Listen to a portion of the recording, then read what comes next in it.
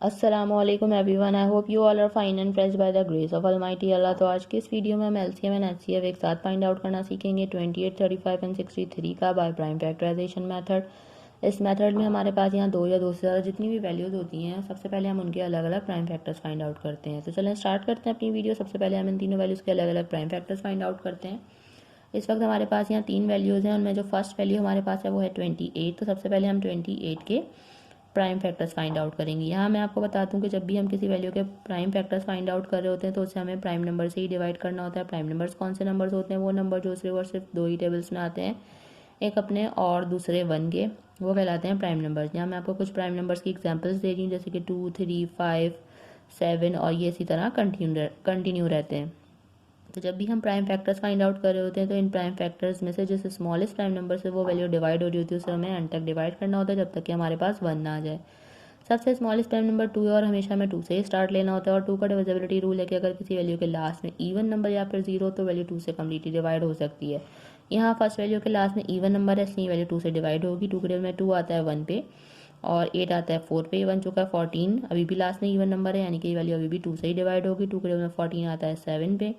7 खुद एक prime number है, इसलिए 7 को यहाँ हमें 7 से ही डिवाइड करना है, क्योंकि 7 के टेबल में 7 आता है 1 पे। इस वैल्यू को हम कम्प्लीटली डिवाइड कर चुके हैं और हमारे पास 1 आ चुका है। जो हमारी सेकंड वैल्यू है वो है 35। 35 के लास्ट में ऑड नंबर है, इसलिए ये वैल्यू 2 से तो डिवाइड नहीं हो सकती। 2 के बाद जो नेक्स्ट प्राइम नंबर है उसका डिविजिबिलिटी रूल मैं आपको बता दूं कि एक वैल्यू में जितने डिजिट्स हैं उनको प्लस करें। जैसे अगर हम 3 + 5 करेंगे वो बनेगा 8, लेकिन 8 3 के टेबल में नहीं आता है, इसलिए ये वैल्यू 3 से डिवाइड नहीं हो सकती कम्प्लीटली। नेक्स्ट प्राइम नंबर 5 और 5 का डिविजिबिलिटी रूल है कि अगर किसी वैल्यू के लास्ट में 5 या फिर 0 तो वैल्यू 5 से कम्प्लीटली डिवाइड हो सकती है। यहाँ हमें 5 नज़र आ रहा है, इसलिए वैल्यू 5 से डिवाइड होगी। 5 के टेबल में 35 आता है 7 पे और 7 खुद एक प्राइम नंबर है, 7 को यहाँ हमें 7 से ही डिवाइड करना है, क्योंकि 7 के टेबल में 7 आता है 1 पे। जो हमारे पास लास्ट वैल्यू है वो है 63। इसके भी लास्ट में ऑड नंबर है, इसलिए ये वैल्यू भी 2 से डिवाइड नहीं हो सकती।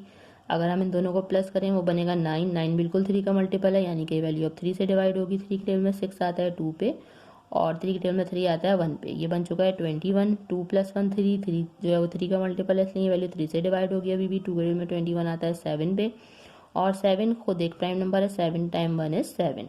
यहाँ हम इन तीनों के प्राइम फैक्टर्स फाइंड आउट कर चुके हैं। अब इनके प्राइम फैक्टर्स की हेल्प से हम इसका एलसीएम और एचसीएफ किस तरह फाइंड आउट करेंगे वो देखते हैं। सबसे पहले हम प्राइम फैक्टर्स लिखेंगे 28 के, जो कि हमारे पास आए थे 2 × 2 × 7। 35 के प्राइम फैक्टर्स हमारे पास आए हैं 5 × 7 और 63 के प्राइम फैक्टर्स आए हैं हमारे पास 3 × 3 एंड × 7। अब चाहिए हमें कॉमन फैक्टर्स। ऐसे फैक्टर्स चाहिए हमें जो कि तीनों में मौजूद हो, जिनको हमें तीनों में पेयर बनता हुआ नज़र आ रहा है। और वो जो है एक ही हमें ऐसा प्राइम फैक्टर नज़र आ रहा है जिनका तीनों में पेयर बन रहा है, वो है 7। पेयर बन के बाहर आ गया, इसे हमने एक बार लिख लिया। उसके अलावा ऐसा कोई और प्राइम फैक्टर नहीं है जो कि तीनों में मौजूद हो। तो यही हमारा कॉमन फैक्टर भी है और यही हमारा हाईएस्ट कॉमन फैक्टर भी। अगर एक से ज़्यादा कॉमन फैक्टर होते तो उनको मल्टीप्लाई करते, फिर हमें हाईएस्ट कॉमन फैक्टर पता चलता है, लेकिन यहाँ एक ही कॉमन फैक्टर है, इसलिए वही हमारा हाईएस्ट कॉमन फैक्टर है। अच्छा, अब हम इसका एलसीएम किस तरह फाइंड आउट करेंगे। एलसीएम के लिए हमें सबसे पहले चाहिए हाईएस्ट कॉमन फैक्टर, जो कि हमारे पास आया है 7। ठीक है, उसके बाद हमें चाहिए सारे रिमेनिंग फैक्टर्स जिनका कोई पेयर नहीं बना। वो कौन कौन से देख लेते हैं। हमारे पास वो हैं, यहाँ पे 2 है, यहाँ पे 5 है और यहाँ पे हमारे पास है 3 × 3।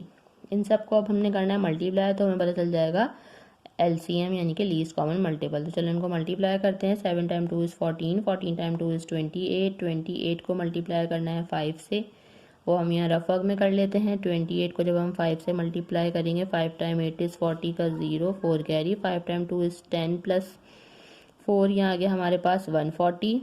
140 को मल्टीप्लाई करना है हमें 3 से। 3 × 0 = 0, 3 × 4 = 12 का 2, 1 कैरी। 3 × 1 = 3 + 1 4 और लास्ट में से एक और बार 3 से मल्टीप्लाई करना है। 3 × 0 = 0, 3 × 2 = 6 एंड 3 × 4 = 12। मीन्स हमारे पास यहाँ लीस्ट कॉमन मल्टीपल आ चुका है, जो कि है 1260। देखा आपने कितनी जल्दी से बाय प्राइम फैक्टराइजेशन मेथड को फॉलो करते हुए हमने इसका HCF और LCM फाइंड आउट करना सीख लिया है। आई होप कि वीडियो आपको अच्छे से समझ आई है। अगर ये वीडियो आपको पसंद आई तो इसे लाइक और शेयर ज़रूर करें और मेरे चैनल को भी सब्सक्राइब करें। इंशाल्लाह बहुत जल्द मिलती हैं आप सभी नेक्स्ट वीडियो में। अपना बहुत ख्याल रखिएगा। अल्लाह हाफिज़।